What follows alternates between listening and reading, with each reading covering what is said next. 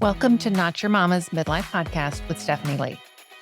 On this show, we're going to talk about the experiences of high-achieving women and men across industries and lifestyles who are at about the midpoint in their career and are no longer satisfied to let life happen to them.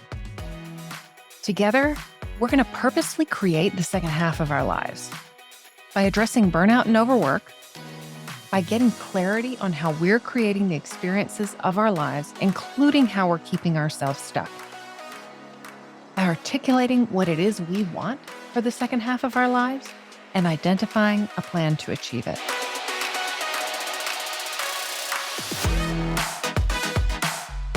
Hello, and welcome to Not Your Mama's Midlife Podcast. On our episode today, I'm going to talk about something that I actually addressed briefly in the very first episode of the show, which is this idea that when we want to change ourselves, when there's something where we'd like to change an aspect of us or we'd like to grow in some way, that we have a tendency to feel like in order to do that, we need to make ourselves wrong. And then when it's wrong, when something's bad about us, then there's a reason and there's an impetus for change.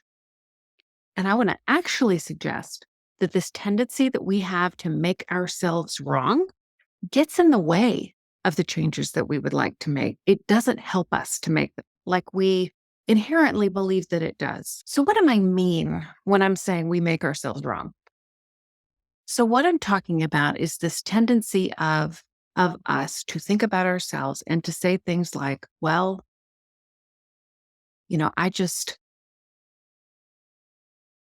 I'm too risk averse.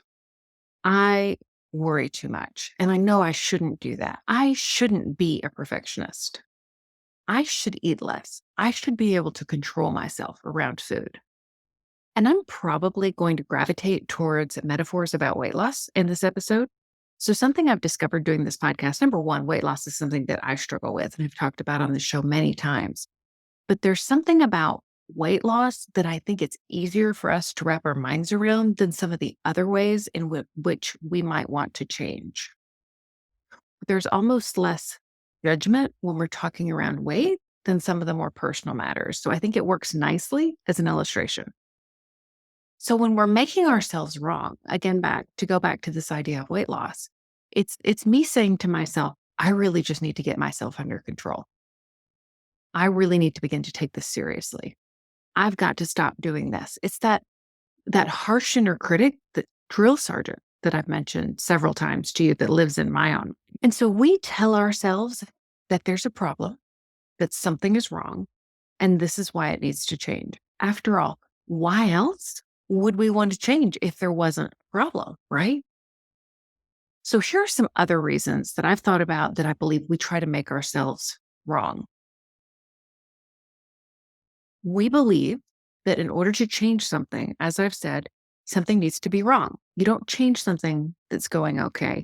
And clearly it's not going okay that I'm eating too much in the evening with my meals. So that must be something I'm doing wrong that I need to change. We've also been taught that we need to be humble, that we need to admit our flaws and our thoughts, that we need to not think too highly of ourselves. And so this idea of making ourselves wrong develops into this, well, I'm kind of keeping myself in check. I'm making sure I don't become prideful.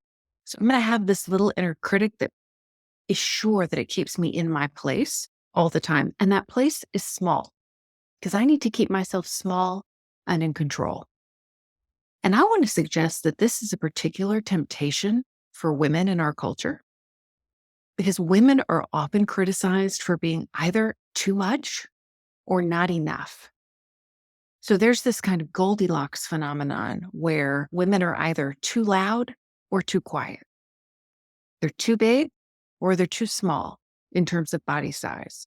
There's never quite a just right for women in our society.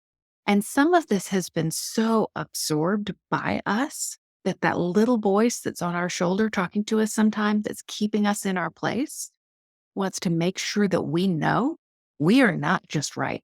In fact, we could use some adjusting. And this is where, too, I think we can use this professional development work, which I clearly love, against ourselves. because we can always think of ourselves as a work in progress in a great way, in an inspiring way, in ways that energize us and make us want to change. Or we can constantly think of ourselves as a work in progress in the sense of just never being good enough, and will never be good enough because there will always be something to work on. I've talked on this show a lot about the idea of perfectionism really not being a helpful way to see the world. And the same applies when we're looking, obviously, to ourselves. So, another reason that we make ourselves wrong when there's something that we want to change is that we think we're being truthful. We are just stating the facts, as it were. I'm just noticing the fact that I eat too much in the evening, and clearly I need to change that. And you hear my tone when I say that, right? It's just a little clipped, a little terse. Clearly, I need to make a change. Firm. So, what's the problem? Who cares what we're saying to ourselves? Who cares what the tone is that I use with myself about something that I do want to change, that I do, in fact, view as a problem? And I want to suggest that we're actually subtly putting ourselves down and that we don't make change well from a place of putting ourselves down. So what do I mean by that? It's that little, again, it's that inner critic, it's that criticism. It's making sure you're keeping yourself in your place and that you know that you'll be better, even though we would all say, I know I'm not going to be a better person if I'm thinner, but you'll be better. You'll be more under control if you can stop that binging in the evening or whatever the thing is for you. So what I would offer is this. The way that you have shown up in the world, you've likely done so for a reason. It's likely served a purpose for you. So, taking the example again of somebody who's eating too much in the evenings after work. Now, why would she do that? Consider for a moment that this may be a high achieving woman with a stressful job. She comes home at the end of the day. She has been wound up to a fevered pitch all day. And this is her opportunity to let down, to relax, to sit on the couch and eat a bag of chips, or to think about what she can prepare for dinner to take her mind off of the stresses of the day. So it's not this character defect that she's overeating. It's meeting a need for her. It's become a way that she's taking care of herself. And it has served her and allowed her to take care of herself and likely allowed her to keep doing what she was doing. So you see, it met a need, it served a purpose. But suddenly she has awareness now that it's not serving where she wants to be as she moves forward. And so often what she does is she begins to criticize herself and say, oh, I shouldn't overeat in the evening. There's something wrong with me. I need to change. This is the problem that I have, which doesn't set her up for success in the way that she wants to move forward. What I would offer instead is that you can look to yourself with and through a lens of compassion. What need did you meet through this behavior that you're doing that no longer serves you? You can look at yourself through a lens of self-compassion, that you can recognize and honor yourself for doing the best that you could in a situation, for finding a way to meet your needs, even if it wasn't the best and most productive way, even if that way doesn't serve you today. You can recognize that you were doing the best that you could then. And some of you are going to push back and say, well, I wasn't doing the best that I could, because if I was doing the best that I could, I wouldn't have done that. But you did choose to do that, whatever that was. You chose to overeat. And that's how I know that was the best that you could do, because it was what you could muster at the time. So try to have love and compassion for those parts of you that were simply trying to look out for you under previous circumstances, that found what you might now consider to be not good ways of coping, that don't serve you any longer. When we're critical of ourselves, when we take that tone, when we're harsh, a little fierce with ourselves, we dial up our nervous systems into that place of fight or flight. We get ourselves all riled up. And that is not the place where our brains are capable of change. It's not a relaxed stance. It's a mobilized, stressed stance. And it doesn't set you up to make the changes that you want to make, certainly not lasting changes. It has you making them out of a fear of punishment or retribution or the idea that you're bad if you don't make this change. And it doesn't allow you to recognize, again, that you were doing the best you could at a previous time. But when you look at yourself through the lens of love and compassion and you see she was doing the best that she could, she did this thing, reached for the bag of chips, and now it's not serving her anymore. It's not what I want to do today. I don't have to make her bad for having eaten the bag of chips last week. If this seems impossible to you because you feel like, that's a little airy-fairy BS, right? I can be stern with myself. I can get my shit together and I can do the thing I need to do. That is, after all, probably how you've done the other things in your life. It's certainly how I've done the things in my life. Think about how you would talk to your best friend or how you would talk to a small child about something like this.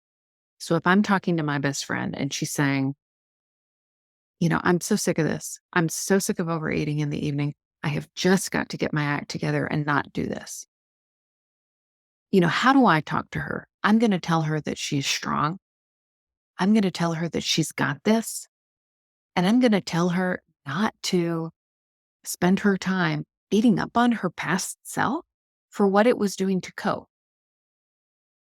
There's really no value in it. But when it comes to ourselves, we are really keen on and think there is a good reason to beat up on our past selves. We think it's going to move us to change. We think it's the truth. We think it keeps us in our place, and we need to be kept in our place to remember just how much we need to change. And I want to offer to you that none of that actually works, because if it did, think how different your life would be. How critical is your inner voice of you? Mine can be pretty critical. If I made all of the changes that my inner voice suggested that I make, I probably wouldn't be doing this podcast right now. I would probably be doing all sorts of other things that I had long since done to, optimize my life, because my inner voice is pretty critical. But it actually exhausts you. It actually wears you down. It actually doesn't help you achieve the goals that you want to achieve. But what does help you to achieve those goals is to look back on yourself from a place of love, from a place of compassion, and from recognizing that you did the best you could. Even if now, from your current seat, you can see that it's not the best way forward for you. So, what is it in your life that you'd like to change? Maybe it's not weight loss, as I've talked about today. Maybe you feel like you're worrying too much and you just want to not worry as much. And you're going to tell yourself, I shouldn't worry. I have a problem. I'm a worrier. I need to cut that out. Think back and ask yourself how worrying might have actually served you historically. How did it in some way keep you safe?